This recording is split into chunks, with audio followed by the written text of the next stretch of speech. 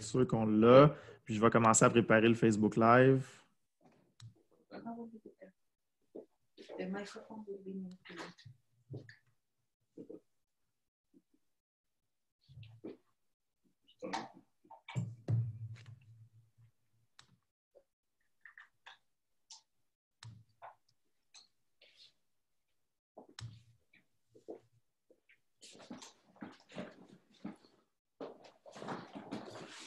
You need the adapter for that.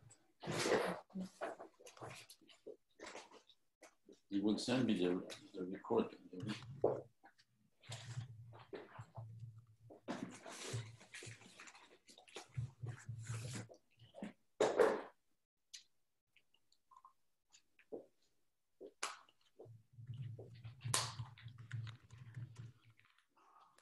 Oh non, non, pas les chiens.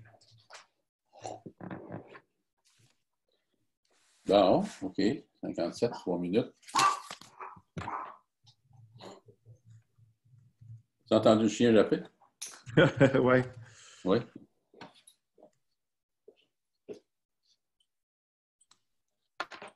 Il faut que les gens acceptent certains inconvénients. Hein. On est dans une maison. C'est bien correct.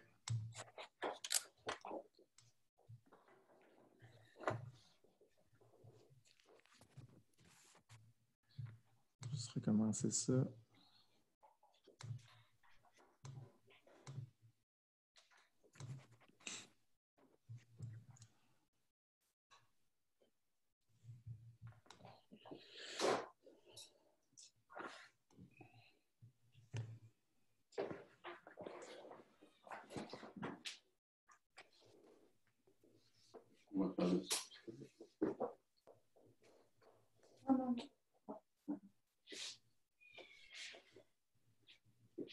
OK.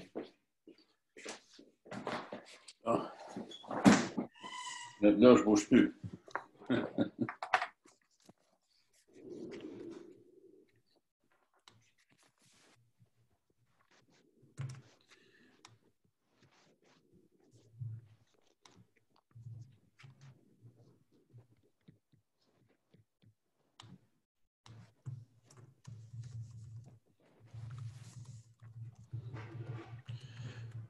OK, on est live dans une minute.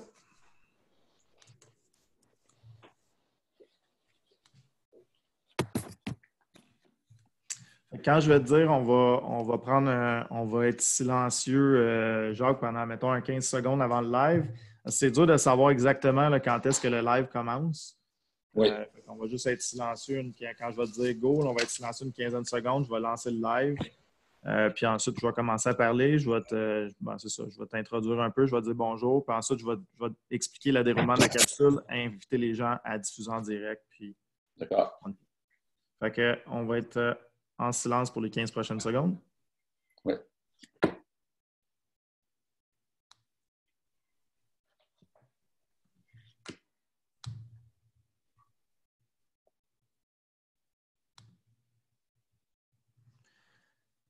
Alors, on devrait être live. Donc, c'est avec un immense plaisir aujourd'hui que je reçois nul autre que le fondateur, en fait, du Club d'investisseurs immobiliers, Jacques Lépine. Bonjour, Jacques. Bonjour, Jean-Philippe. Bonjour. Jacques, comme j'ai dit, qui a fondé le club en 2001, hein, à l'époque, le seul et unique club d'investisseurs immobiliers qui existait au Québec. Jacques, qui fait de l'immobilier depuis 1983, auteur de plusieurs livres.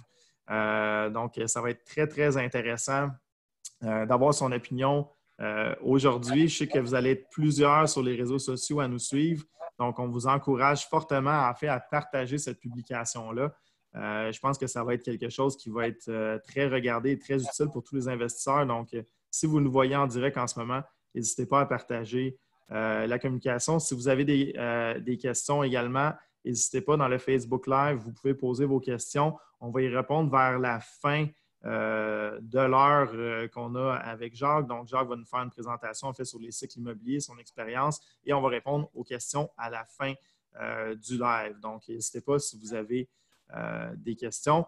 Donc, sans plus tarder, Jacques, je te cède la parole sur cette fameuse crise du COVID-19 et ses impacts sur l'immobilier.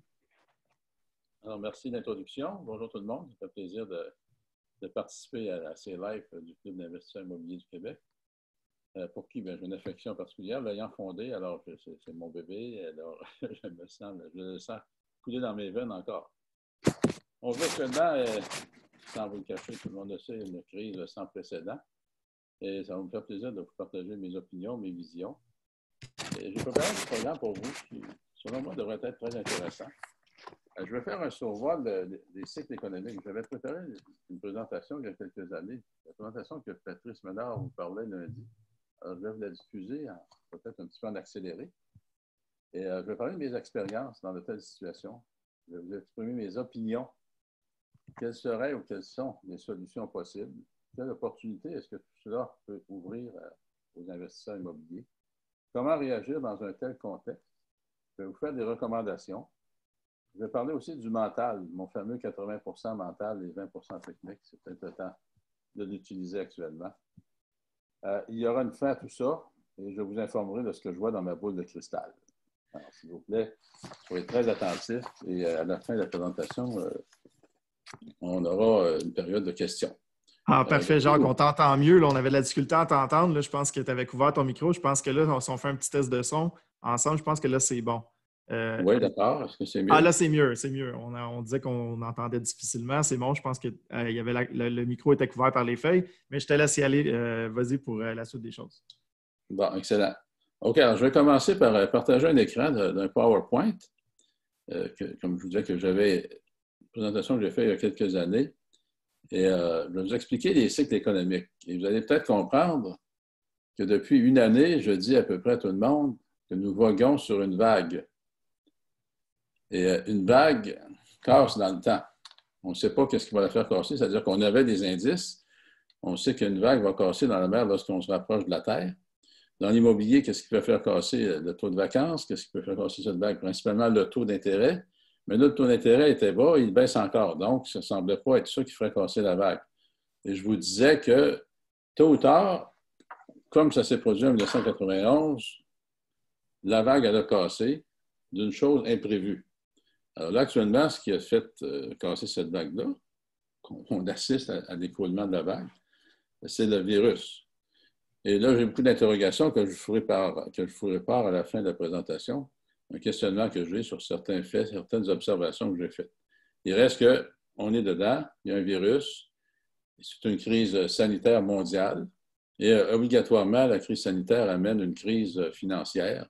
Planifiée ou non, ce sera à nous autres de le voir dans le futur. Il reste qu'elle est là, il faut vivre avec. Alors, les cycles immobiliers. Il est important en immobilier de comprendre les cycles pour en tirer profit. On sait très bien qu'un cycle, c'est quelque chose qui monte, quelque chose qui descend, et on doit manœuvrer à travers ces croissances ou ces décroissances. Alors, la notion de base, la nouvelle économie mondiale, on est dedans, en plein régime depuis déjà une quinzaine d'années, avec des hypothèques internationales, la mondialisation. On a les taux directeurs qui dirigent à peu près tout ce qu'on a besoin de savoir ou de connaître ou de faire dans l'investissement immobilier avec les taux d'intérêt. On a les taux préférentiels, qui sont les taux que les banques donnent à leurs meilleurs clients. On a une inflation immobilière normale de 4 à 6 % depuis X nombre d'années, depuis 2001, où on a vraiment eu le début de la reprise. On a assisté à une inflation immobilière constante. Et même à Montréal, je dirais que ce n'est même pas encore éteint. On a une inflation régulière, on a de la surenchère lorsqu'on fait des ventes d'immeubles, propriétaires revenus, et on constate encore que les maisons prennent de la valeur. On assiste aussi, les besoins actuels des locataires changent.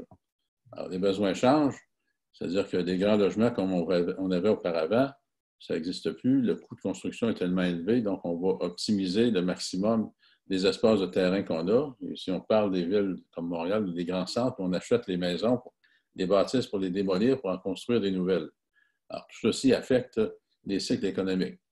Alors, qu'est-ce qui peut affecter le marché immobilier? Alors, toute l'économie en général, donc la mondialisation. La mondialisation a débuté principalement à grosse échelle il y a peut-être 25-30 ans. Et tôt ou tard, il était à prédire qu'on assisterait à une saturation de la mondialisation. Est-ce que nous en sommes rendus à ce niveau? Personnellement, je crois que oui. Tant et aussi longtemps que le prix du pétrole, le coût des transports on est arrivé avec les produits finis, on est principalement de la Chine, le coût des transports rendu chez nous. Lorsqu'on réalisait une économie, ça allait. Mais avec le prix du pétrole, on était rendu à la ligne, au seuil de rentabilité de tout ça. Alors, les pays en développement ont eu une influence là-dessus. Donc, toute l'économie en général, on doit la surveiller. Ça affecte le marché immobilier à cause de la mondialisation. Ensuite, viennent les produits intérieurs bruts qu'il faut surveiller de près, les biens de la consommation, les échanges entre tous les biens et services à l'intérieur du pays. Ceci influence l'inflation ou la déflation. L'indice des prix à la consommation, qu'on doit surveiller constamment. Ensuite, les taux de chômage. Là, actuellement, on avait un taux de chômage le plus bas depuis des générations, mais là, du jour au lendemain, le taux de chômage risque d'augmenter. Pour combien de temps, on ne sait pas, mais il reste que ça va avoir une influence sur le marché de l'immobilier. Les taux d'intérêt. Alors là, on assiste à une baisse de taux d'intérêt. Alors, il est évident que dans des temps de crise comme ça, on doit absolument faciliter la consommation. Il ne faut pas que les gens arrêtent de consommer. Donc, on baisse les taux d'intérêt pour inciter cette consommation-là. Et la démographie. La démographie, on y assiste. Ça fait plusieurs années que dans les conférences que je parle que le peuple canadien avait arrêté de se reproduire. On ne se reproduisait pas suffisamment. On faisait juste pratiquer. Je dirais ça en joke. On faisait juste pratiquer sans vraiment se reproduire, qui ouvrait la porte à l'immigration. Alors, actuellement, on assiste à de grosses vagues d'immigration pour être capable de continuer à se donner des services dont on s'est doté, dont les baby boomers ont instauré sans en avoir nécessairement les moyens. On le constate aujourd'hui après le fait. Et aujourd'hui, en plus, on rajoute le terrorisme, que ce soit le terrorisme physique, armé. Et là, aujourd'hui, je pense qu'on assiste à un terrorisme bactériologique qui sera, tant qu'à moi, la guerre du futur. On s'attendait, on se prépare toujours pour des guerres nucléaires, mais là, on se rend compte que ces guerres nucléaires-là ne viendront probablement pas, donc on utilise d'autres armes. Et je ne sais pas que je veux vous épeurer, quoi que ce soit, mais c'est la réalité. Et ça existe déjà dans certains pays. On a vu lors des États islamiques et compagnie qu'ils ont utilisé des armes bactériologiques pour éliminer leur peuple, ou pour contrôler leur peuple. Alors, est-ce que ça va se faire à l'échelle mondiale? On peut se poser beaucoup de questions. Il reste que ce sont les points principaux qui vont affecter les marchés de l'immobilier. Donc, à surveiller dans le futur. Lorsqu'on parle d'une bulle immobilière, on doit toujours considérer 4 éléments les 4 éléments qui doivent être présents pour dire qu'on est dans une bulle immobilière. Vous allez voir qu'en cours de route, ça peut varier. Alors, c'était à ce moment-là la spéculation. On avait les taux d'intérêt à la hausse qu'on ne vit pas. On vit actuellement beaucoup de spéculation. On a beaucoup d'augmentation du prix des propriétés due principalement à la spéculation et les taux d'intérêt qui baissaient. Contrairement à dans une bulle immobilière, les taux d'intérêt sont à la hausse. Et l'inflation générale à la hausse, soit les indices des prêts à consommation. Donc, on avait deux des éléments sur les cartes présents actuellement. Spéculation, l'augmentation des prix des propriétés. L'inflation générale haute n'existait pas tellement, sauf dans l'immobilier, elle a été constante. Et les taux d'intérêt, on tend depuis plusieurs années à les garder bas, principalement parce que l'économie mondiale n'allait pas si bien que ça. Quoi qu'on en disait, quoi qu'on observait, l'économie mondiale est très fragile. J'ai observé les cycles immobiliers des 2 derniers siècles à travers diverses recherches et regardez bien ce que ça donne. Regardez la constance. Est-ce une mythe ou une réalité? Alors, lorsqu'on constate 200 ans en arrière, on voit qu'il y a une constance. Et regardez, c'est vraiment régulier comme un battement de cœur. Les sommets vers le haut, les sommets vers le bas. On a fait un graphique en pointillé pour vous montrer à peu près la tendance que ça donne. Les 200 dernières années.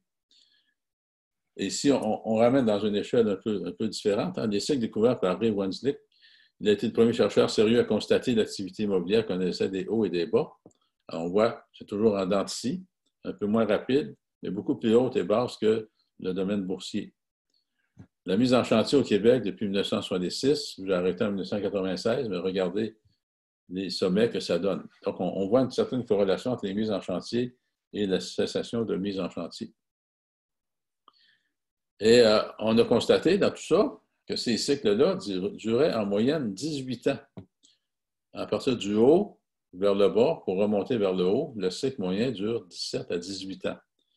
Alors, le creux de la vague en 1996, en fait, le creux de la vague a commencé en 1991, lorsque tout s'est écroulé, mais ça a duré 5-6 ans.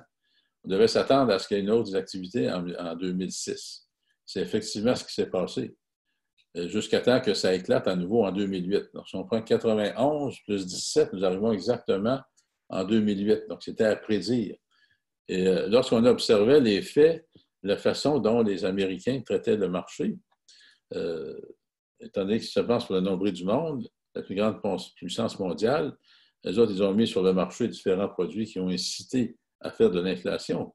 Les mauvais payeurs, étant donné que la situation allait bien, bien c'était des citoyens de classe 2 du point de vue financier. On leur accordait des prêts avec des subprimes. Et les vendeurs américains, le système américain permet de vendre des packages. C'est-à-dire qu'il y a des niveaux d'intermédiaires aux États-Unis dans lesquels ils peuvent émettre un prêt, mais il faut qu'ils vendent le package des prêts après 1 an. Donc, ils ont vendu ça, ce qu'ils ont appelé des papiers commerciaux. Donc, ils ont tellement été des bons vendeurs, l'économie allait tellement bien qu'ils ont créé une bulle inflationnaire mondiale qui, jusqu'au jour où Mme Francine Lagarde, qui était la ministre des Finances de la France, a découvert que, hey, mais ce sont des subprimes, ce sont des gens à risque. Et on sait très bien dans le domaine banquier que lorsque quelqu'un fait faillite une fois, dans 40 des cas, il en fait 2. Et dans ceux qui en font 2, dans 95 des cas, ils en font 3. Et ceux qui en font 3, bien, c'est un modus operandi, ils en font toute leur vie. Alors, c'est elle qui a tiré sur pesé sur le bouton rouge, le signal d'alarme, pour dire, écoutez, ces portefeuilles de prêts hypothécaires-là ne sont pas si solides. Et là, on a vu ce qui s'en est suivi, tout s'est écroulé de façon drastique, sauf au Canada.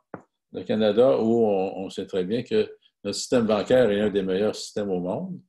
Et le principal fait, c'est que le Québec était sous-évalué par rapport au reste du Canada et le Canada sous-évalué par rapport au reste du monde. Donc, depuis ce temps-là, on fait du rattrapage et ça nous a permis d'arriver où on en est aujourd'hui.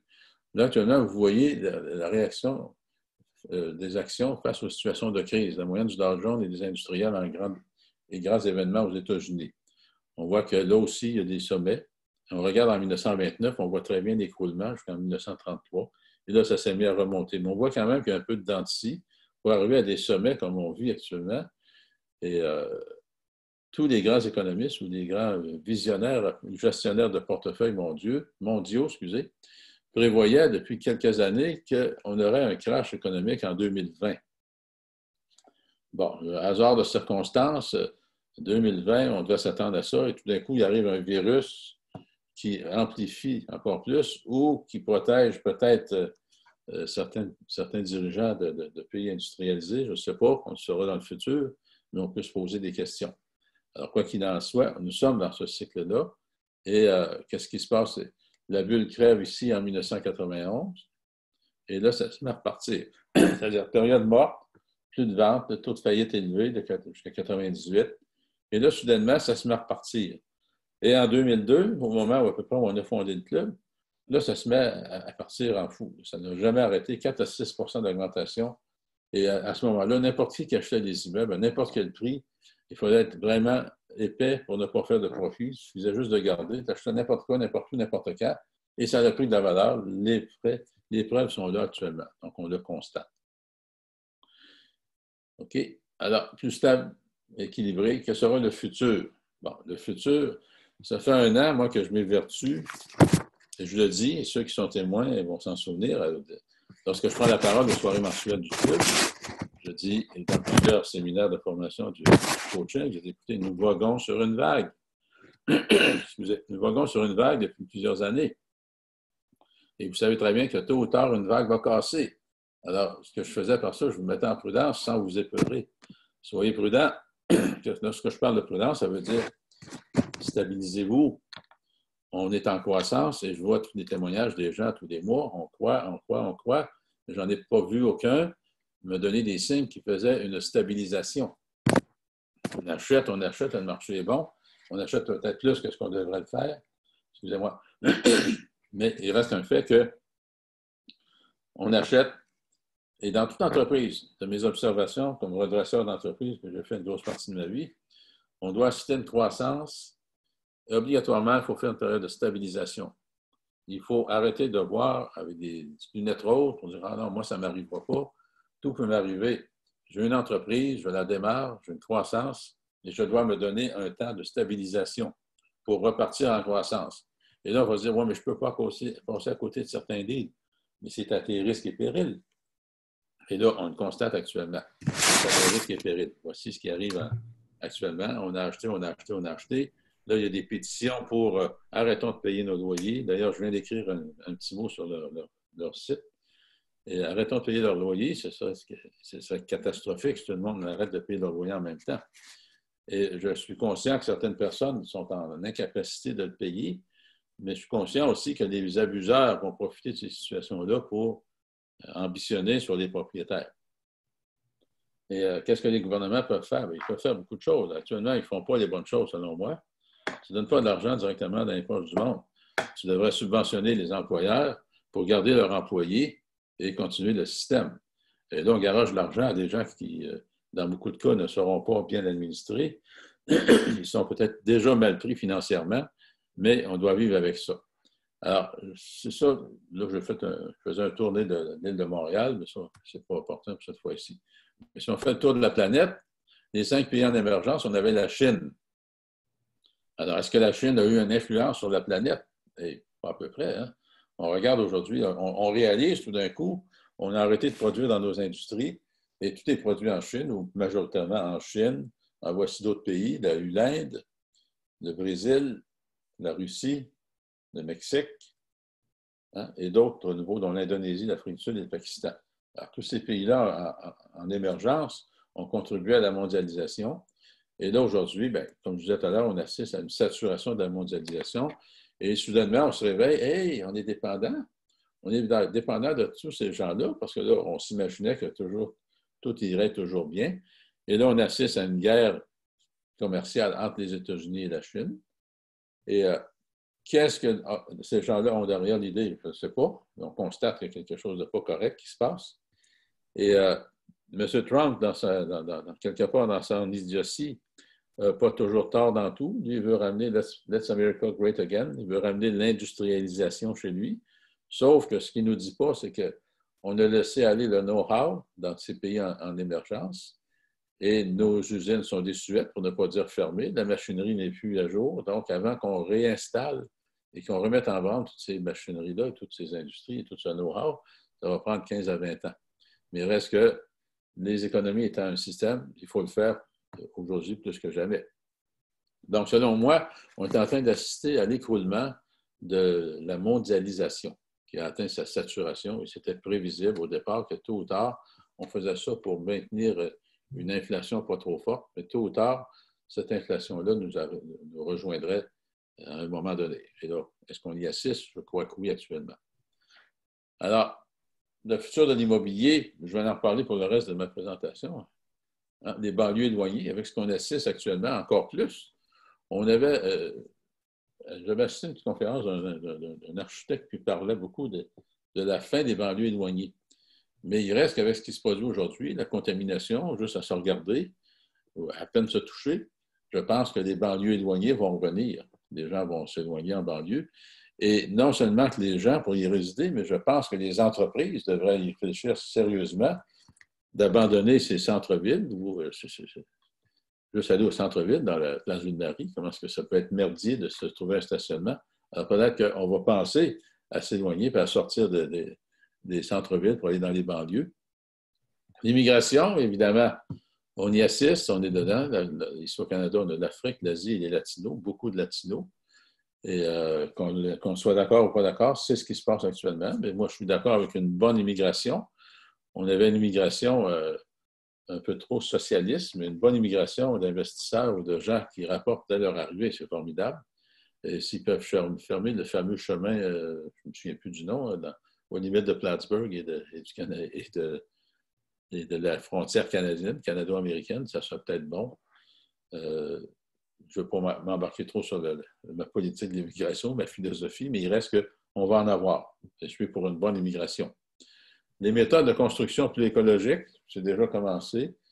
On parle surtout des codes d'isolation, des codes de construction On va y mettre de plus en plus d'écologie à l'intérieur. La population est vieillissante. On n'a pas le choix. Regardez-moi, je suis en pleine forme, mais il reste que j'ai 71 ans dans la cible exacte de ce virus. Mais je suis fait solide. Pour le moment, je ne pense pas l'avaler. J'ai mis une armure contre moi. Population vieillissante, donc on doit vivre avec ça. La population vieillit, on le constate très bien.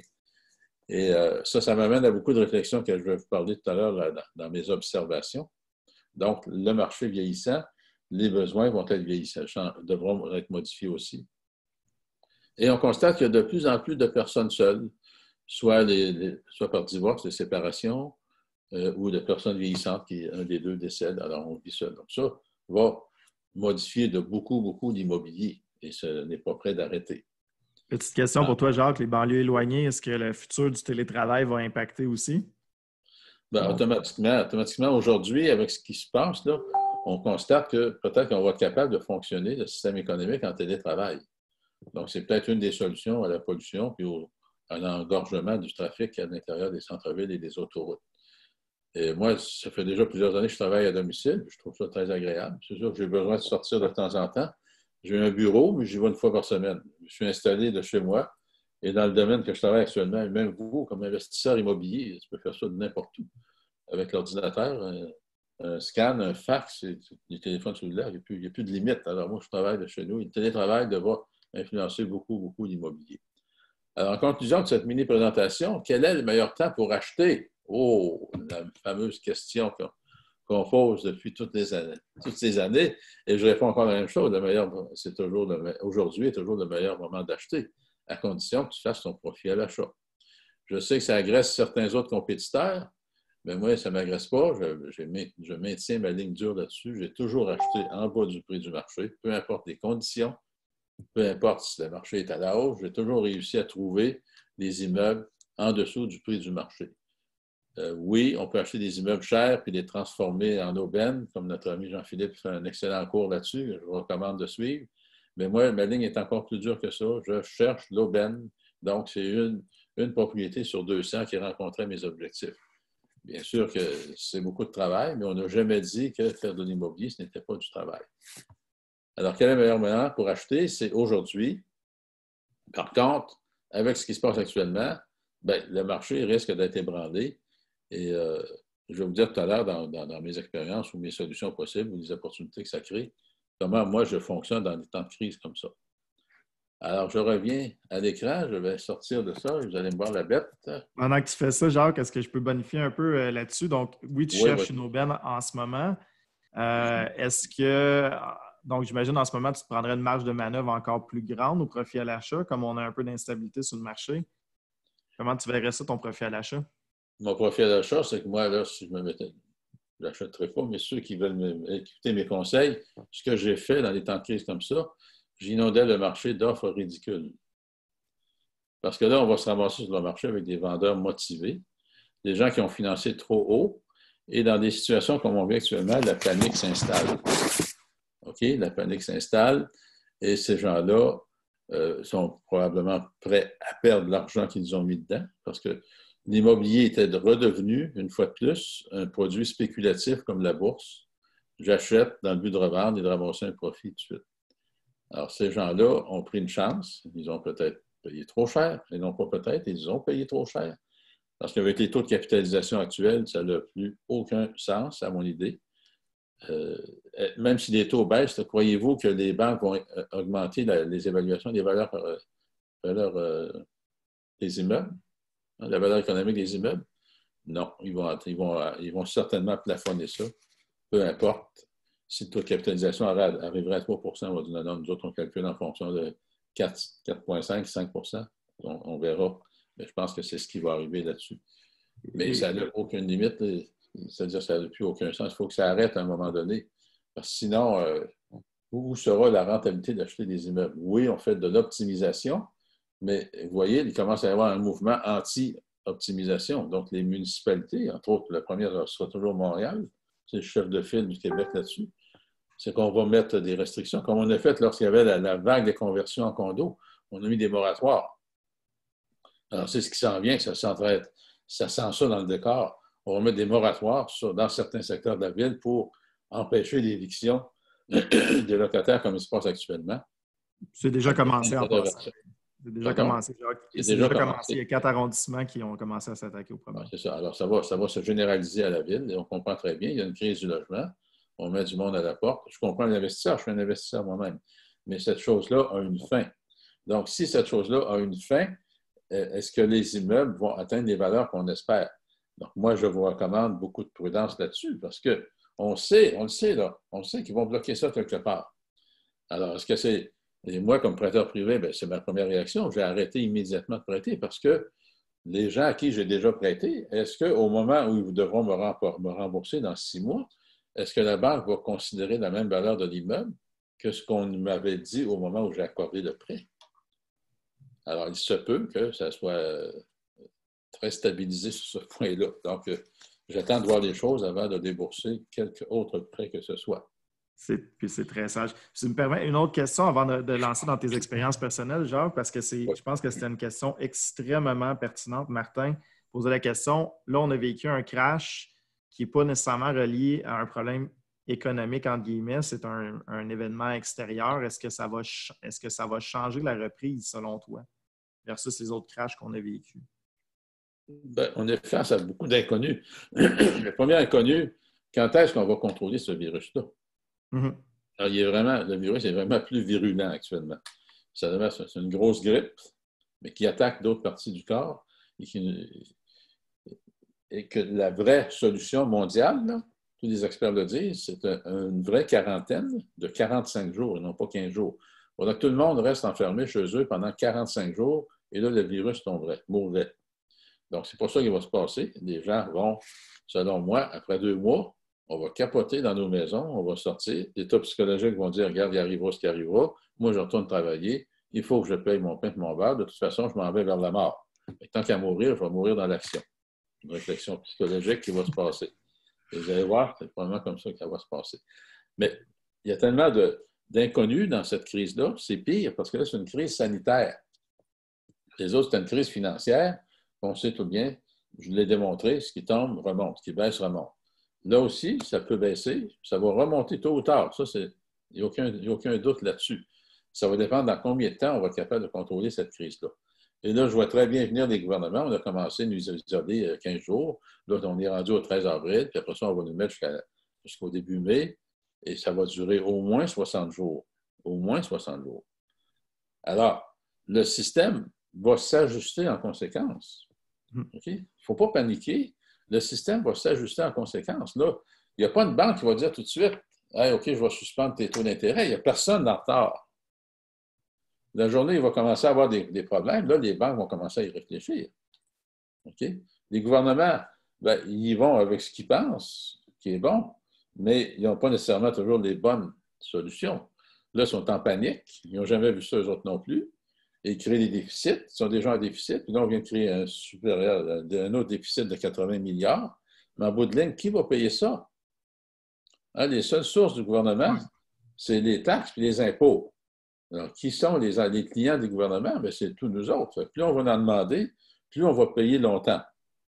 OK? Payer longtemps, bien là, on va être surimposé, surtaxé, donc on va créer une inflation. Là, les banques centrales, là, le reste de ma présentation va être un petit peu disséqué. C'est pas grave, je vais couvrir tous mes points. Là, les banques centrales, première étape, ils vont baisser les taux d'intérêt. Okay? Ça, c'est déjà en marche. À un moment donné, il va tomber à zéro. Est-ce qu'ils vont aller dans le négatif? Peut-être.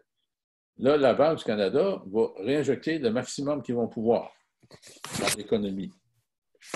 Une fois qu'ils vont avoir injecté tout ce qu'ils ont pu, là, la Banque du Canada va se mettre à imprimer des dollars. Là, on va mettre des dollars en circulation. Et là, plus on va imprimer de dollars sans rien en équivalence pour garantir la valeur de ces dollars-là, on crée du papier qui n'est supporté par rien. C'est supposé être supporté par l'or, mais là, il n'y en a plus. Bon, ça va être supporté par rien, donc on va automatiquement créer une inflation. Une inflation, là, on veut inciter les gens à consommer. Consomme. Là, on va avoir beaucoup de demandes pour ce qu'il y aura d'offres. Donc, on va être en manque de produits. Et là, les prix vont augmenter. Et là, pour ralentir ça, les gouvernements vont faire quoi? On va mettre des taux d'intérêt, on va augmenter les taux d'intérêt, on va faire l'inverse. Lorsqu'on veut stimuler l'économie, on baisse les taux d'intérêt. Lorsqu'on veut la ralentir, on va augmenter les taux d'intérêt. Alors, on va augmenter les taux d'intérêt pour ralentir cette consommation-là. Et combien de temps ça va durer? Bien, généralement, ça ne dure pas excessivement longtemps de mes expériences, mais il reste que le temps que ça dure, si ça dure un an, bien, ça dure un an. Mais entre-temps, qu'est-ce qui va se passer? Bien, c'est ce qu'on vit actuellement, de l'incertitude. Cette incertitude-là nous fait prendre des mauvaises décisions parce qu'on est en panique. Là, on généralise tout, mais on ne sait pas, ça peut arrêter demain matin, comme ça peut prendre 6 mois. Peut-être. Il y a certains experts qui disent que ça peut durer jusqu'à 2 ans. Experts scientifiques, je parle. Les autres, ils vont selon leur théorie de propagation d'un virus. Mais j'ose croire que ça va aller moins que ça. Là, il reste qu'on constate certains pays qui vivaient dans la rue. Quand je dis vivre dans la rue, c'est que les gens sont festifs. Je sais, ma fille vit à Madrid, en Espagne. C'est pas la place à être actuellement, mais elle est là. Et les autres, le monde, ça vit dans la rue. Le soir, là, il fait chaud le jour, ils travaillent, ils restent à la maison, mais le soir, il fait plus frais, puis ça vit dans la rue. Ils sont toujours sur des cafés-terrasses, entassés partout, donc ça se propage. L'Italie, la même chose. On n'est pas surpris de voir que la propagation du virus est dans ces pays-là où il y a beaucoup de concentration et les gens se touchent, se bécotent et ça n'en finit plus. Alors, sans parler du reste. Là. J'ai une autre question personnelle pour toi, Jacques, versus la crise de 2008. Est-ce que tu penses que le Canada ou Montréal va s'en sortir mieux à cause Montréal est encore sous-évalué par rapport au reste du pays? Bien, Montréal a fait beaucoup de rattrapage. Là, actuellement, Montréal, il reste qu'on avait une crise du logement. On a beaucoup de demandes. Les bourses étant instables, là, la valeur refuge, c'est toujours l'immobilier ou la bourse. Lorsqu'un est instable, on se réfugie sur l'autre. Donc, je pense qu'il va y avoir encore beaucoup de demandes pour l'immobilier. Montréal, oui, on est encore peut-être sous-estimé par rapport au reste du Canada, mais il y a une limite aussi par rapport aux revenus des individus à payer certains loyers. Donc, à moi, on est proche de cette limite-là. Tu sais, l'optimisation crée cette chose-là. Là. On accélère la limite que les gens vont être capables de payer. Donc, ceux qui sont pas capables de payer vont aller où? Grosse interrogation, je ne sais pas. Donc, c'est-à-dire que je le sais. On voit très bien l'orientation, c'est que les villes vont mettre des moratoires sur ces choses-là. Et lorsque les gens vont aller demander des permis, les permis vont bloquer parce que, de toute évidence, tu devras évincer un locataire. Donc, ils vont avoir l'œil à surveiller ça. Ben oui, tu veux rénover, mais qu'est-ce que tu fais? Ben là, ils vont voir que tu vas évincer le locataire. Donc, ça risque de bloquer à ce niveau-là. Et là, bien, ça va ralentir la croissance de valeur de ces immeubles-là. De mes expériences, moi, qu'est-ce que j'ai fait lorsque j'ai vécu 2 crises? J'ai redoublé d'ardeur. J'ai redoublé d'ardeur parce qu'il ne faut pas oublier que moi, j'ai commencé en pleine crise. En pleine crise où j'avais des taux d'intérêt jusqu'à 24 comme beaucoup d'entre vous le savent. Et là, on me traitait de fou, 24 c'est sûr. Regardez la valeur des immeubles lorsque le taux d'intérêt est à 24 c'est à son plus bas. Et là, ma philosophie, ma réflexion était que ça ne peut pas rester de même, le taux va baisser. Donc, j'ai acheté le maximum possible. Et j'ai vu juste, parce que dès que le taux baissait à 8 j'ai refinancé le tout. Je me suis ramassé qu'une somme considérable d'argent pour en acheter d'autres. Alors, moi, ce que je fais aujourd'hui, si je voudrais racheter des immeubles, je ferais des offres totalement ridicules. Et la technique du shotgun, m'envoie des offres à la tonne. Et ça m'en prend juste un de temps en temps qui passe. Puis c'est sûr que sur l'ensemble, il faut trouver des vendeurs motivés. Parce que, écoute, moi, comme observateur, je le vois, là, je dirais dans l'action, les gens poussent la machine au maximum. Au maximum. Alors, c'est pas sûr que tous ces gens-là vont être capables. Moi, ce que j'ai fait dans ce temps de crise, c'est-à-dire que ça a duré quelques années, à un moment donné, lorsque j'ai approché 1991, j'avais beaucoup d'immeubles et je considère adopter une stratégie guerrière. J'avais des gros immeubles avec un paquet de petits immeubles autour. Alors, pour garder mes plus gros immeubles, j'ai sacrifié quelques-uns de mes soldats, mes petits immeubles, pour garder mes liquidités parce que je savais que tôt ou tard, la crise arrêterait et que ça repartirait. C'est le même que j'ai passé à travers ces crises-là. Aujourd'hui, comme je vous dis, ce que je fais, moi, je inonderais le marché. Les banques, n'oubliez pas, les banques, ils vont continuer à faire des prêts. Là. Okay? Ils vont peut-être changer les restrictions ou les qualifications, Mais les banques devront continuer à faire des prêts. Sinon, les banques, leur seule source de revenus, c'est des intérêts principalement et les frais de banque. Donc, les banques devront continuer à faire des prêts. Ils vont modifier leur valeur économique. Ils vont la plafonner, ça c'est sûr, comme la SCHL a fait avec son taux de qualification selon un taux d'intérêt plus élevé, les tests de qualification. Alors, ce sont mes opinions là-dessus. C'est ce qui va se passer dans un futur immédiat. Je ne dirais même pas futur, mais dans l'immédiat. Et c'est évident, ça saute aux yeux. Là. Ça saute aux yeux. Une fois, moi, je le vois très bien se dessiner. C'est sûr que dans une situation, 71 ans, où les immeubles qui me restent sont sans hypothèque, alors je suis dans une situation très solide. Et c'est exactement comme Patrice disait lundi, ceux qui ont de l'argent vont en profiter. Hein? Ils sont capables de refinancer leurs immeubles, ils vont ramasser tout ce qu'ils auront à ramasser en faisant des offres ridicules. Où je n'étais pas tout à fait d'accord avec Patrice sur son opinion. Lui, il le voit très bien dans son bureau actuel. C'est que les gens, oui, peut-être que ça sonne, ça appelle, mais ça ne veut pas dire qu'ils vont passer à l'action. Okay? Non, ça, c'est sûr. Ils ne passeront pas à l'action. Moi, là, je ne passerai pas à l'action tout de suite. Je vais inonder le marché. Exemple, si je décide de faire des offres, je vais inonder le marché d'offres ridicules.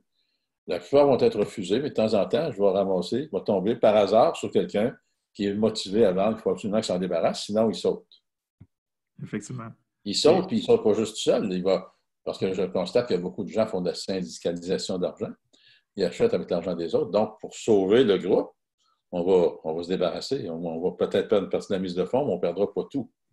Entre autres, les endossements face à ces prêts-là. Comme sacrifier les petits soldats, comme tu disais. C'est intéressant. C'est un bon point de vue. Moi, j'utilise des termes plus doux un peu. Je parle de gens expérimentés et de débutants. C'est là que je voulais m'en aller. Donc, selon ton expérience en ce moment, le marché, quand on parlait d'expérimenté et non expérimenté, qu'est-ce que tu recommandes aux deux groupes? Bien, expérimenté, je pense que c'est assez clair. Expérimenté, c'est évident, ça saute aux yeux. C'est quand, malheureusement, c'est quand tu as de l'argent, tu fais de l'argent. OK? Mais quand tu débutes, il va falloir que tu sois plus prudent encore. Mais plus prudent quand tu n'as rien à perdre. C'est quoi ton risque? Qu'est-ce qui empêcherait un débutant de faire des offres ridicules lui aussi et de faire un partenariat avec quelqu'un qui a de l'expérience pour aller chercher une bonne transaction? Exactement. Moi, je trouve la situation, malgré tout, quelqu'un qui est moindrement agressif, qui a toutes les connaissances, c'est ce qu'on donne dans le club, c'est le temps d'être agressif au bout. C'est le temps d'être agressif au bout, puis entoure-toi des bonnes personnes, mais inondé d'offres ridicules, avec un bon background financier, puis tu arrives à la banque, ça va passer à coup sûr. Effectivement. Alors, c'est ça les temps de crise, des solutions possibles, on vient d'en parler. Les opportunités, j'en ai parlé, il y en a plein. Comment réagir dans un tel contexte, j'en ai parlé, c'est ne pas paniquer. Puis là, je vois le monde, ça panique. Écoutez, je ne doute pas de la gravité de la situation, mais là, on a 1000 cas. Au Canada, combien? 2000 quelques cas sur 35 millions. Okay, oui, il y a un taux de propagation rapide, mais les mesures d'isolement que le gouvernement a faites, alors c'est une très sage décision, c'est la seule façon actuellement, sans vaccin, de tuer ce virus. Donc, on reste chacun chez nous, on ne se touche plus, on ne se bécote plus, on ne se donne plus la main, on se lave en rentrant de chez nous, parce que là, c'est le savon qui détruit ce virus-là, qui est un lipide. Un lipide, si tu le mets avec un autre lipide, il va se dissoudre et il va mourir. Mais il ne mourra pas, ça ne vit pas un virus, mais c'est ce que j'ai lu, ce que j'ai vu dans le reportage d'un scientifique suisse. C'est très, très bien. Okay, alors, mes recommandations, c'est ça. Écoutez, ne paniquez pas, faites des offres, trouvez-vous du monde qui ont de l'argent. Il y en a plein qui ont de l'argent. Ils n'ont pas nécessairement le temps de chercher. Toi, Jean-Philippe, t'en es un de ces investisseurs vedettes là, qui réussit à convaincre des investisseurs. Alors, ces gens-là vont rester avec vous autres et continuez à inonder le marché. Faites des offres, ça va maintenir le marché, aider à maintenir le marché. Le mental, bien sûr, regarde, dans tout ce que je vous ai dit, il faut faire attention de ne pas avoir des lunettes roses. OK? Il ne faut pas faire du déni non plus. La situation, elle est là. Okay? Je ne peux pas la cacher. Moi-même, le premier, je ris un peu de ça, mais là, je suis très prudent. J'ai une femme à la maison, j'ai un bébé de 2 mois. Alors, c'est sûr, je suis le soutien de famille. Fait qu'il ne faut pas qu'il m'arrive quelque chose. Donc, je suis prudent malgré tout, malgré que ce n'est que minime par rapport à la population mondiale. Mais c'est sûr qu'il y a des gens qui vont mourir Et selon les statistiques, il y en a plus qui vont mourir que la moyenne d'un virus standard de grippe, influenza, etc. Alors, mes recommandations, c'est le mental, travaillez sur votre mental, faites des lectures, faites de la méditation, faites visualiser des belles choses. C'est 80% mental, la réussite, et 20% technique. La technique, on est capable, on vous la montre toute. Beaucoup d'entre vous l'ont déjà, mais vous n'avez pas le mental. Et ça bloque là. Ça bloque au mental parce que vous vous mettez des restrictions, des objections, des obstacles qui n'existent pas, sauf entre vos deux oreilles. Alors, travaillez là-dessus. C'est le temps, là. C'est le temps, faites de l'introspection. On est toujours encore comme des fous. C'est le temps de lire des bons livres. Arrêtez de regarder la télévision, ils disent toujours la même chose. La presse, à tous les matins, ça dit toujours la même chose. Regarde, ça va continuer pendant un bout de temps. Alors, laissez-vous pas saturer par ça, parce que ça a un impact psychologique sur vous autres. Ça rentre direct dans le subconscient, dans l'inconscient, et ça l'attaque constamment. Plus vous écoutez ça, une fois par jour, pour vous mettre à jour, va être suffisant.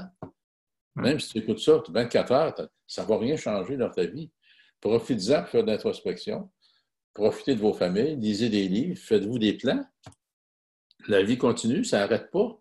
Il y en a certains d'entre nous qui vont mourir, je ne sais pas qui. Mais la vie pour les autres, elle continue. Alors moi, je planifie, je suis tellement content, là. La machine, elle arrête, là. OK? De jouer le temps de me mettre à jour partout, de me restructurer, de McDonaldiser mon système encore plus, comme je vois dans les conférences. Je vais l'optimiser, mon système. Mais je suis conscient, je n'ai pas de lunettes roses, OK? C'est là. Je ne fais pas de déni. Je dois travailler avec ce qui existe. Je prends une pause et ça ne m'emportera pas. Puis personne, faites attention, ça ne vous emportera pas si vous gérez la situation. Et l'être humain, en temps de crise, est très créatif. Il va arriver des solutions qu'on n'a même pas pensées. Comme, regarde, je vous disais qu'il y a une vague qui va casser quelque part. Je ne savais pas qu'est-ce qui l'a fait casser.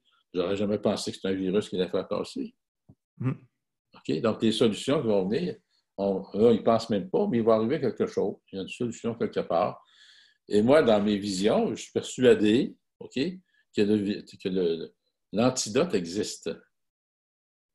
OK? Je suis persuadé que l'antidote existe. Je ne veux pas vous parler de ma théorie du complot, là, mais je vais vous amener quelques réflexions en toute fin dans ma boule de cristal. OK? Ma boule de cristal. Ça va durer peut-être de 4 à 6 mois. Les gens solides vont passer à travers. Les faibles ne passeront pas. Et ça, ce n'est pas nouveau. Regardez le lion dans la jungle, il spot qui? Est-ce qu'il spot l'antilope le plus fort ou le plus faible? Il spot le plus faible, puis il a sa nourriture pour sa journée. C'est la vie, c'est comme ça. Donc, ceux qui sont en situation de faiblesse, ils ne passeront pas. La Banque du Canada, elle va injecter des fonds. Le gouvernement va imprimer de l'argent, comme je vous ai parlé tout à l'heure. Après, suivra une forte inflation. La demande sera forte. Les taux d'intérêt vont augmenter. Si vous avez la chance de refinancer actuellement, allez-y. C'est le temps. Allez chercher du cash, comme Patrice disait. Aussi longtemps que c'est possible, allez chercher du cash. Là, c'est sûr, l'incertitude se crée avec le mouvement « Ne payons pas nos loyers ». Mais j'ose espérer que le gouvernement ne répondra pas à ça. Le gouvernement, la vraie solution, malheureusement, ils ne la mettent pas en marche. La vraie solution, dans ma boule de cristal, c'est de subventionner les entreprises pour qu'ils gardent leurs employés, même s'ils sont chez eux, donnent-leur leur paye. Ça va te coûter moins cher que de donner de l'argent au monde, qui sont en panique. C'est évident que la population a peur.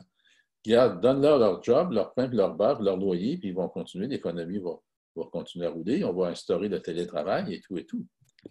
Les règles d'hygiène vont changer.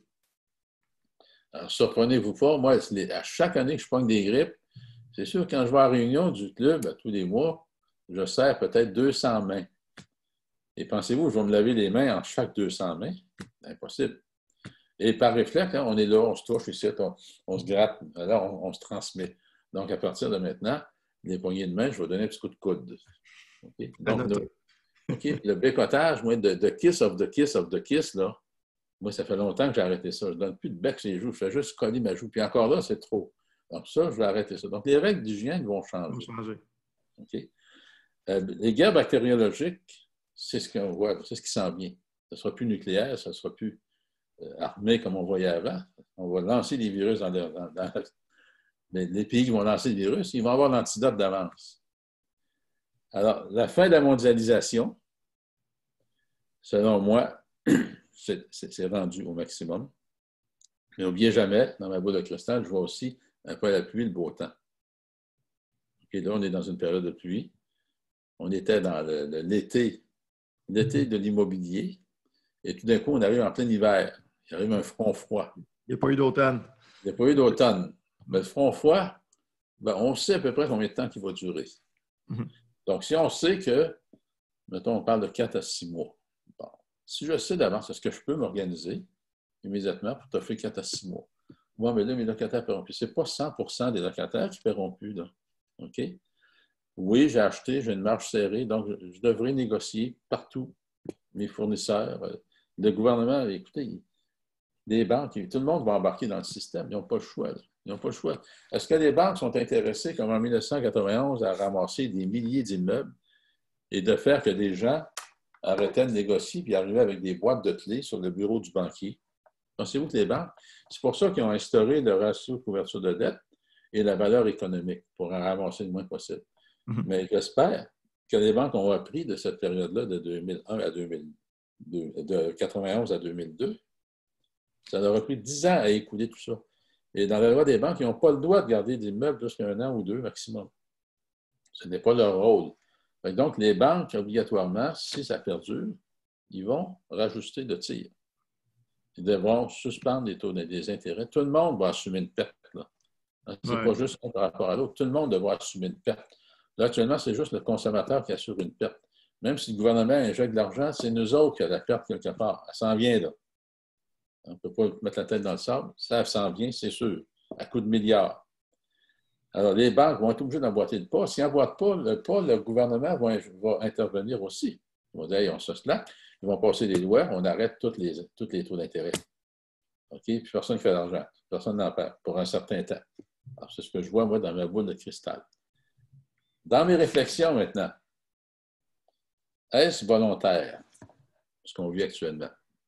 Okay? Je vous demande de réfléchir là-dessus. Ça semble incroyable, mais j'apporterai à votre attention la guerre du Vietnam, j'en ai parlé à quelques reprises.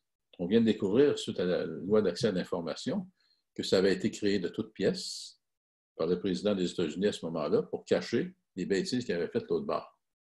Et lorsqu'on observe, c'est une tactique politique actuellement de créer de la diversion pour changer l'opinion publique, orienter l'opinion publique vers d'autres choses pour assouplir quelque chose d'autre.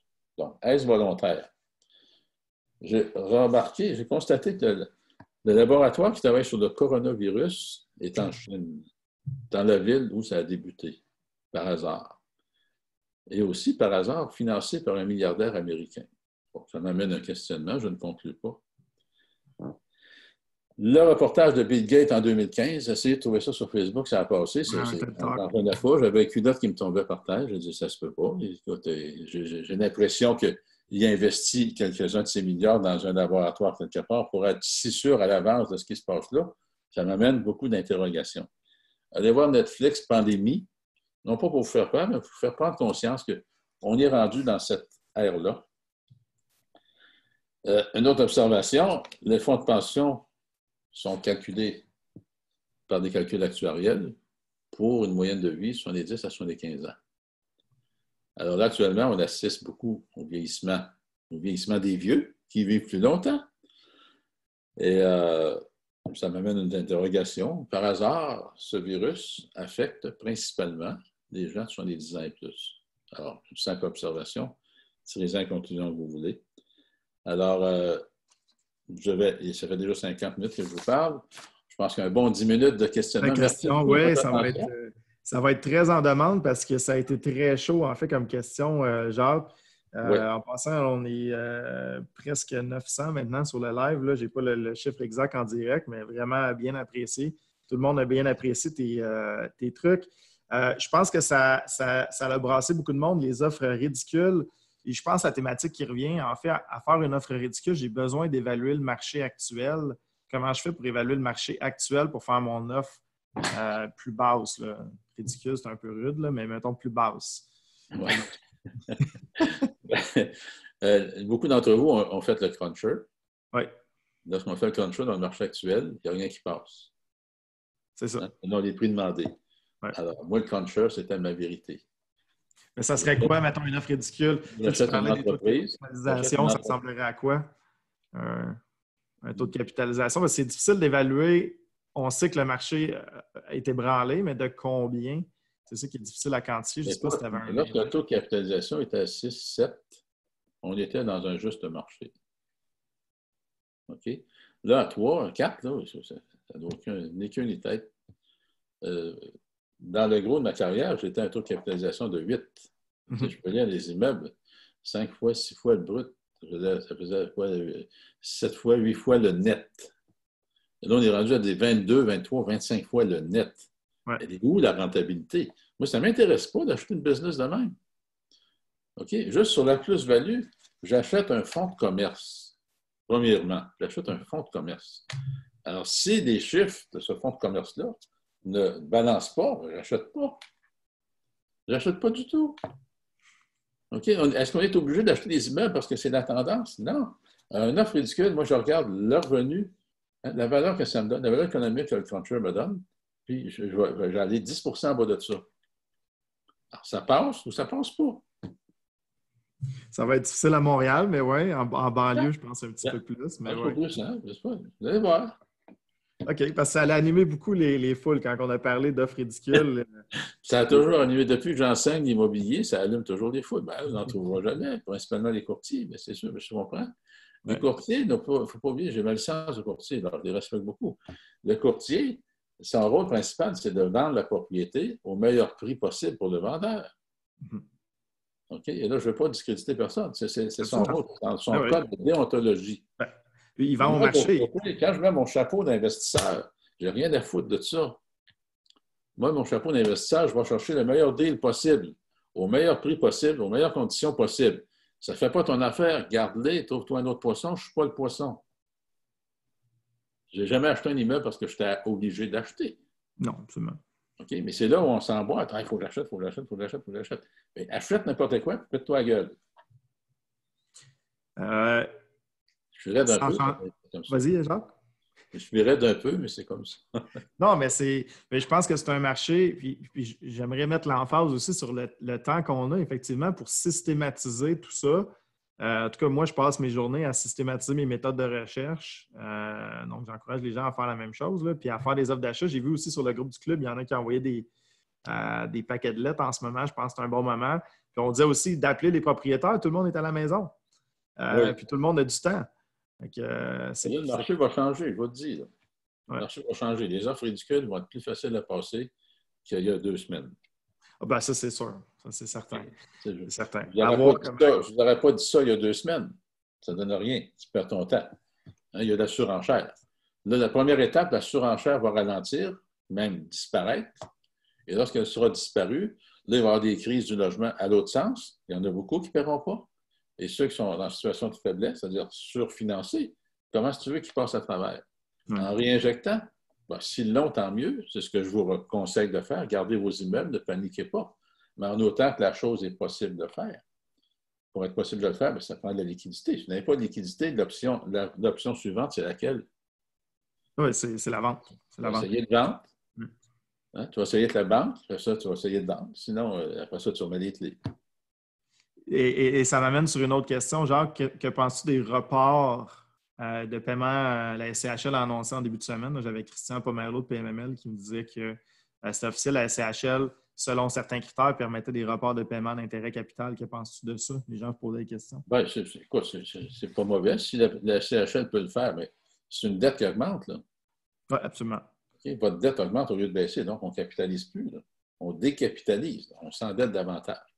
Donc, tôt ou tard, on a à payer. Est-ce que la Régie du logement va nous laisser augmenter les loyers suffisamment pour être capable de payer ce surplus d'intérêt? On va ajuster nos versements quelque part. Là. Alors oui, c'est du patchage. Okay? Je ne vous dis pas que c'est mauvais, c'est du patchage à court terme, mais est-ce qu'on peut faire ça pendant 1 an? Imagine-toi tes intérêts. Prends ton portefeuille, Jean-Philippe, qui est considérable. Là. Imagine tes intérêts mensuels se capitalisent. Ça capitalise de combien par mois? Oui. Hein? En bout de ligne, là, tu vas t'endetter de 1, 2, 3 millions de plus sur le même revenu. Alors, comment vas-tu faire payer ça? Alors, ma réponse à leur question, c'est oui, c'est bon temporairement. C'est bon en fait, c'est ça, c'est bon temporairement. Je pense que c'est bon pour peut-être une solution pour les gens qui vont avoir des problèmes de paiement au 1er avril, comme on parlait, peut-être. À voir, mais je suis entièrement d'accord avec toi. Il va y avoir des propriétaires qui vont être affaiblis. On avait la discussion avec Patrice un peu. Je pense pas que ça va être les vieux propriétaires. En fait, sans dire que tu es vieux, Jacques, là, mais un plus ancien. Plus anciens propriétaires, ou est-ce que tu es l'exemple parfait, ou est-ce que tes immeubles, par exemple, sont sans hypothèque? Ou est-ce que tu as des gens, des fois, qui sont financés à 50 %, donc ça risque peut-être d'être les gens qui ont acheté plus récemment qui risquent d'être plus à risque. Oui. Ouais, malheureusement, tu as 95 %. Le système capitaliste, il est rendu aussi à une certaine saturation. 95 % de la richesse mondiale est entre les mains de 5 % des individus. Alors, ce 5 % des individus ont une énorme influence à tous les niveaux, principalement politiques. Donc, ils contrôlent le monde. Alors, qu'est-ce qui va se passer? Est-ce qu'il y aura une surtaxation pour détruire un peu ces fortunes? Mais dans le passé, si je prends Jean-Paul Getty, ce qui contrôlait pratiquement toutes les compagnies d'huile, ils l'ont forcé à scinder sa compagnie. Mais en scindant sa compagnie principale, Getty Oil, il est devenu encore plus riche parce qu'il était actionnaire principal de toutes les compagnies dans lesquelles il a scindé sa compagnie principale. Donc, ils ont contribué à l'enrichir davantage. Alors, ça, on ne réglera pas ça aujourd'hui, mais c'est des réflexions à y avoir. Question suivante. J'étais curieux, c'est peut-être une question plus personnelle en attendant que les autres. C'est le moment de poser des questions en passant tout le monde, si jamais vous avez des questions, là. C'est une question plus personnelle. Est-ce que tu as eu un feedback de tes locataires pour l'instant dans tes immeubles au niveau du paiement du 1er avril, opinion personnelle? Zéro. Zéro? Zéro. Pour le moment, tout passe. En fait, juste pour rassurer tout le monde, je le dis à chaque Facebook Live aussi, j'ai appelé mes gestionnaires d'immeubles. J'ai la même situation, en fait. On a vraiment une situation plutôt calme. Puis je vous dirais que ceux qui appellent, c'est souvent les profiteurs qui vont essayer de profiter du système là, pour... Là, le système va être abusé, là, pas juste les locataires, ça va abuser. C'est les 2000 $. C'est le gouvernement, ils vont en donner. Puis encore là, attention, là, le 6 avril, il va commencer à analyser les demandes. Analyser. Oui. OK, mais le chèque va venir quand? Donc, attendez-vous que le 1er mai, vos loyers, en beaucoup de cas, ça va être la même chose que le 1er avril. Okay? Absolument. Que ce soit abuseur ou non. Là. Okay? Fait que prévoyez en fonction de plus 2 mois qu'un mois. Là, moi aussi, je pense que mes intérêts vont-tu rentrer? Moi, mais tout le monde me paye le 15. Est-ce qu'on va me payer le 15? Bien, je regarde mon portefeuille. Probablement que la majorité va être capable de me payer le 15. Effectivement. Oui. Bien, ça va être une bonne question. Puis en fait, tu as répondu à une des questions, c'est est-ce que tu as arrêté de faire des prêts privés aussi? Donc, tu te restes en réserve, tu restes un peu plus suspendu temporairement. Je n'arrête pas, j'ai suspendu. Comme le premier ministre dit, je l'ai mis sur pause. Effectivement, c'est un bon point. Prochaine question, c'était, on a parlé beaucoup de multilogements, évidemment. Qu'est-ce que tu penses des flips actuellement dans le marché? Des flips multilogements, il y a encore peut-être un certain potentiel. C'est-à-dire qu'il y a toujours le potentiel. Le seul problème, c'est les moratoires que les villes vont mettre. Oui. Alors, faites-en le plus possible, tandis que c'est faisable, parce que ça s'en vient à grands pas. D'ici un an, d'après moi, le moratoire sur tout Montréal, puis l'optimisation comme on le fait actuellement, capote, fini. Comme les conversions en condo. Il y aura certains assouplissements, comme on pouvait convertir en copropriété indivise, c'est-à-dire. Oui. De toute façon, on le faisait en divise. Mais encore là, c'est très bien contrôlé. Et, je comprends très bien la mairesse qu'elle doit voir à l'ensemble de son territoire au bien-être des citoyens. Et c'est sûr qu'actuellement, c'est le locataire qui encaisse, dans le sens qu'on les met à porte, ils sont attirés par de l'argent, on leur achète le beau, puis ils s'en vont. Comme propriétaire d'immeuble, c'est la seule façon d'optimiser actuellement. Mais ça risque de changer un peu, là, avec, dépendamment encore là de la durée de cette crise-là. Mais est-ce que le fait que les locataires acceptent de l'argent, il n'y a pas vraiment de régulation qui se place là-dedans? Est-ce que ça va toujours rester selon toi ou est-ce qu'on peut acheter un bail avec une compensation financière? Il n'y aura peut-être pas des moyens légaux comme la subdivision de logement là, au niveau de l'éviction des locataires, mais au niveau d'un échange d'argent, penses-tu que ça va rester? Ça va diminuer, ça va rester. Il va toujours en avoir qui vont avoir l'habilité de le faire, ils vont trouver des failles dans un système. Mhm. Mais il reste que où ça va bloquer, c'est au permis. Les questions qu'on va nous poser, les preuves qu'on va nous demander au permis de la ville pour faire des rénovations. Ah, OK. C'est là que ça va bloquer parce que s'il y en a un de temps en temps qui fait une demande comme ça passe. Mais là, si on arrive 1000 demandes en même temps, même genre de situation, on va se poser des questions.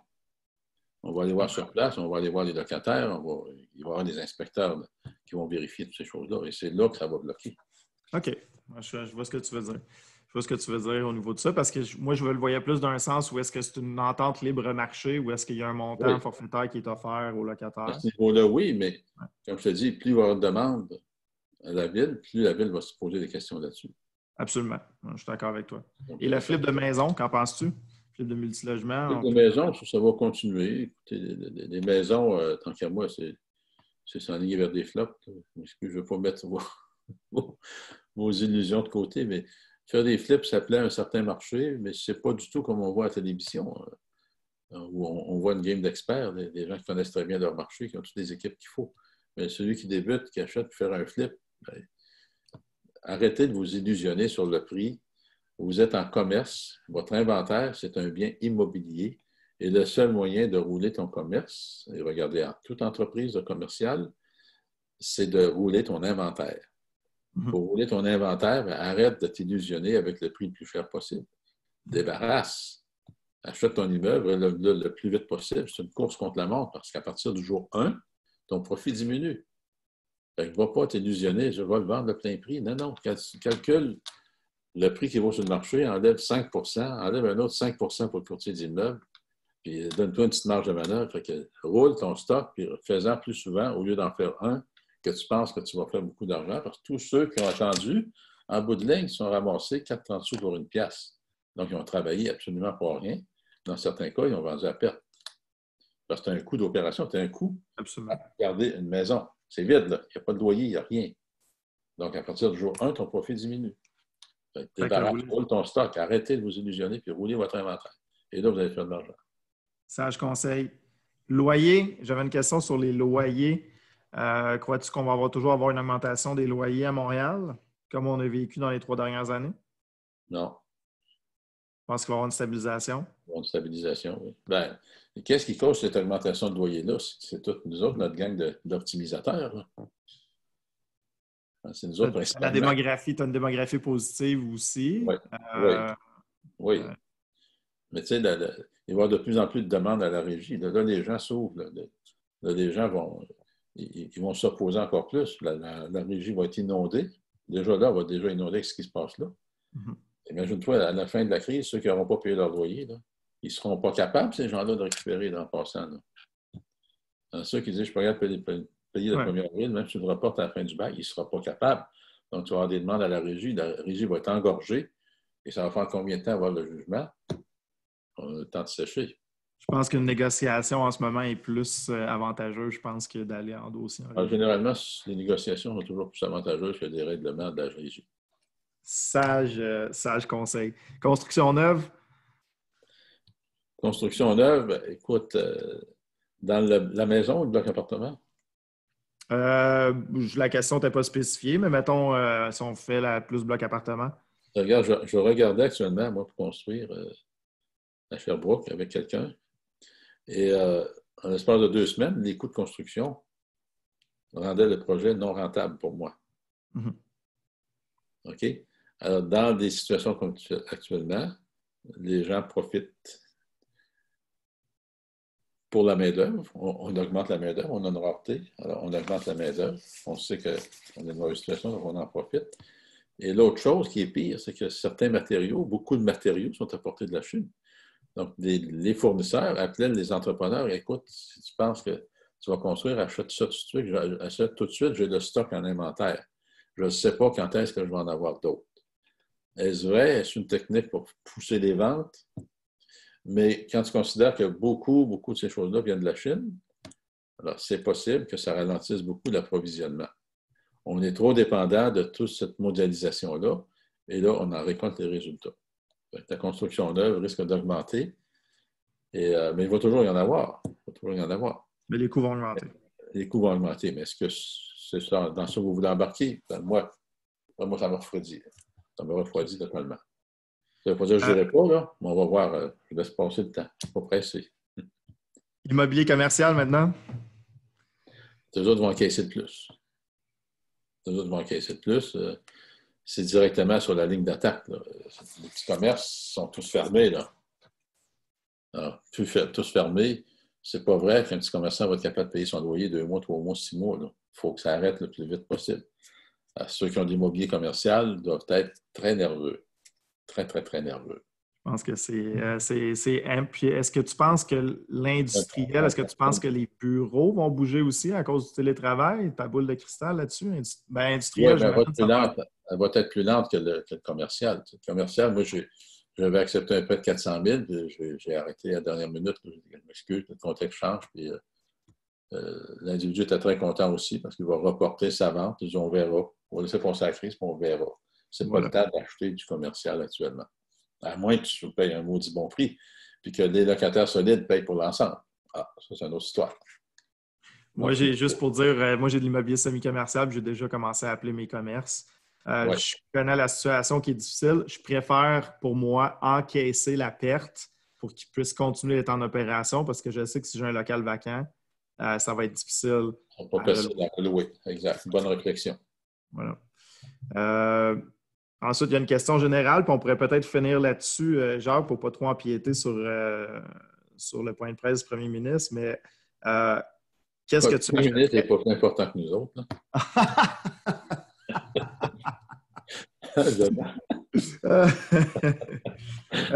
Jacques, si tu choisirais un secteur d'investissement, lequel serait-il?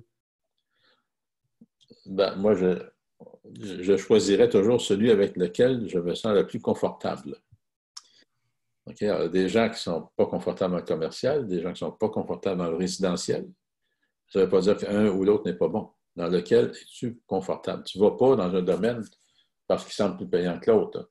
Oui, c'est un facteur, mais est-ce que tu es à l'aise de transiger avec des petits commerces qui ont de la misère à arriver à tous les mois, qui sont toujours en retard sur le loyer, ou tu es mieux aller avec du résidentiel? Il n'y en a pas un de mieux que l'autre. Sauf que temporairement, c'est sûr que là, je ne toucherai pas au commercial. Pas actuellement. Chalet locatif, tu toucherais-tu? Non, parce que on ne peut pas bouger. Là. Ouais. Hein, tout ce qu'il y a de récréo touristique, là penses-tu que Tremblant ne mange pas un coup? Là? Regarde, les compagnies d'aviation sont toutes à terre. Un avion est payant quand tu es dans les airs, pas par terre. Fait que là, le récréo touristique, dans le temps de crise, c'est ce qui tombe en premier. Oui, c'est vrai, c'est bien dit. Et on m'a juste corrigé sur la question que je t'ai posée. Dans quel secteur d'investissement tu investirais présentement? Je ne sais pas si ta réponse va changer dans le présentement. Dans le présentement, je n'irai pas dans le commercial. OK. Fait qu'on revient là-dessus. Ouais. À moins d'avoir une très, très bonne transaction. C'est ça. Si tu m'arrives avec un plateau d'argent, quelque chose que le locataire solide paye pour tout l'ensemble, OK, je vais y aller. L'industriel avec quand l'ensemble va être tout loué, je vais faire du gros profit. Absolument. Et l'industriel avec le rapatriement, peut-être, selon ta boule de cristal, un ralentissement de la mondialisation, l'industriel pourrait peut-être être intéressant? Ben, l'industriel, tu parles d'une bâtisse où il y a un seul locataire? Oui. Risqué. C'est risqué. Ton rendement, puis ça, c'est tout calculé. Quand tu arrives, c'est des forts négociateurs. Quand tu arrives pour négocier le bail, ils s'arrangent pour que tu fasses à peu près 6, 7, 8 %. Ils le savent très bien. Oui. Les Renault Dépôt et compagnie, Renault Dépôt, même les caisses populaires, okay, c'est des investisseurs qui construisent la bâtisse avec un bail de 20 ans. Et Desjardins, lorsqu'il accepte un bail, il sait que tu ne feras pas plus que 6-7 % par année. Ouais. Donc, peut-être que l'immeuble va prendre de la valeur à cause du marché, mais encore là, c'est toujours fonction du bail. Le commercial est toujours fonction de ton bail. C'est plus limité. C'est un domaine de gens qui ont du cash, puis qui ne sont pas pressés, puis qui aiment avoir des locataires solides. C'est ça, si tu loues à Desjardins, c'est très solide. Hein? Effectivement.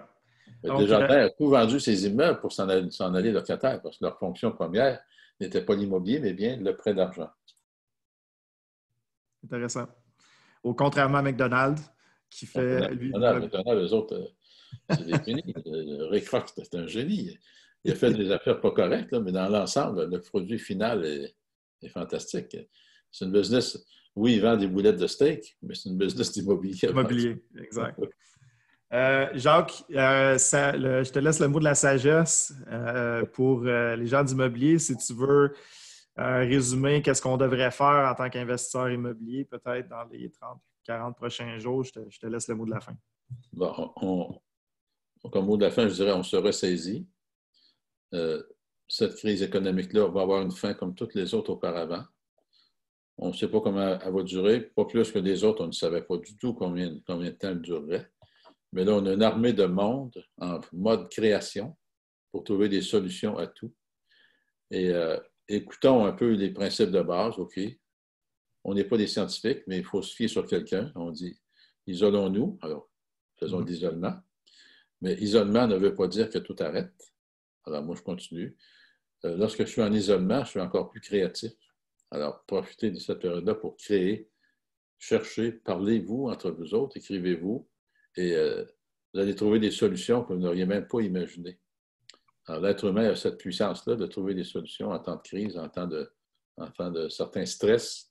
On trouve des solutions et soyez forts, travaillez votre mental, vous allez passer à travers facilement et vous allez sortir gagnant. Merci, Jacques. Ça me fait plaisir de partager mes opinions et j'espère que ça va vous être utile à vous autres. Je vais essayer d'être le plus sage possible. Je me suis retenu sur beaucoup de choses, entre autres mes opinions personnelles.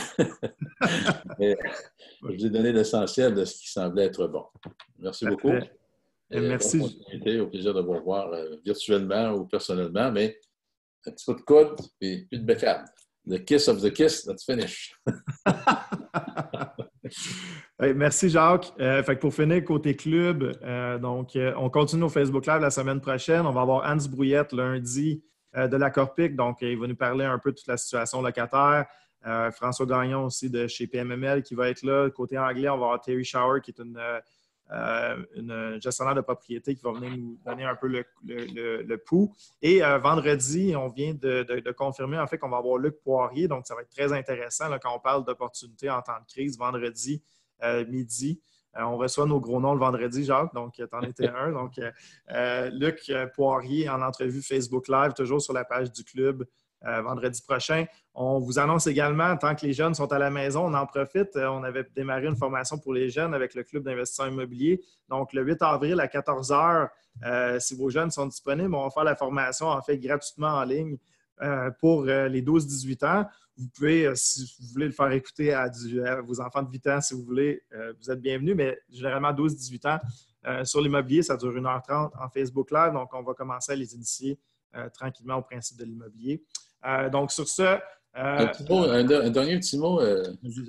J'aimerais te féliciter, Jean-Philippe. Tu fais un job formidable comme intervieweur. Je découvre un talent fantastique. Et c'est bien ton dynamisme. Alors, j'aimerais ça que tout le monde y envoie un petit applaudissement, une clé, un pouce en l'air, n'importe quoi sur le réseau Facebook. Tu le mérites amplement. Alors, félicitations, puis continue ton beau travail. Merci beaucoup. Entre bonnes mains avec une relève comme toi. C'est très gentil, Jacques, j'apprécie. Donc, je te laisse là-dessus. Je te laisse retourner à ta femme et à ton petit bébé. Donc, bye-bye, Jacques. Bonne journée. Bye. Bye. On a arrêté le live, Jacques. Donc, oh!